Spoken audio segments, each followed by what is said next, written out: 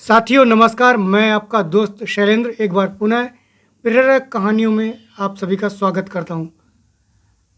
आज मैं जो कहानी लेकर आया हूं वह वर्तमान परिवेश में काफ़ी प्रासंगिक नज़र आती है। यह कहानी एक राज्य के राजा की है। कहानी कुछ इस प्रकार है। एक राजा को मलाई रबड़ी खाने का शौक था। उसे रात में सोने से पहले मलाई रबड़ी खाए बिना नींद नहीं आती थी।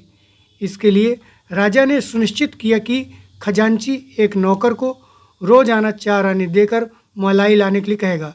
यह क्रम कई दिनों तक चलता रहा।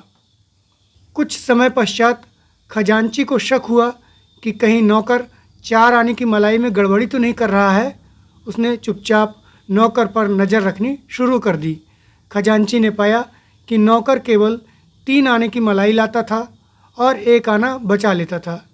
अपनी चोरी पकड़े जाने पर नौकर ने खजांची को 1 आने की रिश्वत देना शुरू कर दिया।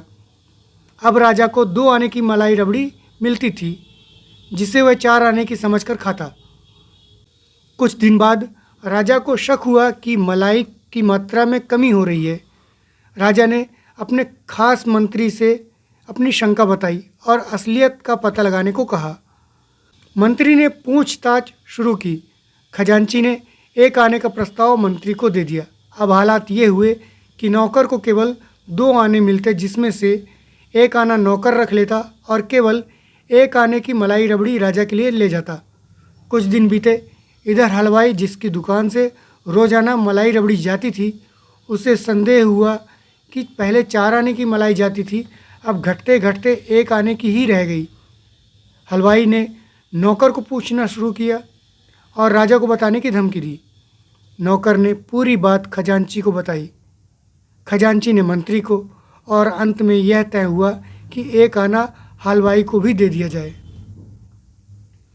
अब समस्या यह हुई कि मलाई कहाँ से आएगी और राजा को क्या बताया जाएगा। इसकी जिम्मेदारी मंत्री ने ले ली। इस घटना के बाद पहली बार ऐसा हुआ कि राजा को मलाई की प्रतीक्षा करते करते नींद आ गई। इसी समय मंत्री ने राजा की मूँछों पर सफ़ेद चाक घोलकर लगा दिया। अगले दिन राजा ने उठते ही नौकर को बुलाया तो मंत्री और खजांची भी दौड़ते हुए चले आए। राजा ने पूछा, कल मलाई क्यों नहीं लाए? नौकर ने खजांची और मंत्री की ओर देखा। मंत्री बोला, हुजूर, यह लाया था, आप सो गए थे, इसलिए मैंने आपको सोते में ही खिला दिया। देखिए, अभी तक आपकी मूँछों में भी लगी हुई है। यह कहकर उसने राजा को आईना दिखाया। मूँछों पर लगी सफ़ेदी को देखकर राजा को विश्वास हो गया कि उसने मलाई खाई थी। अब यह रोज़ का क्रम हो गया। खजाने से 4 आने निकलते और बट जाते। राजा के मुंह पर सफ़ेदी लग जाती थी। बचपन की सुनी कहानी आज के समय में सामयिक है।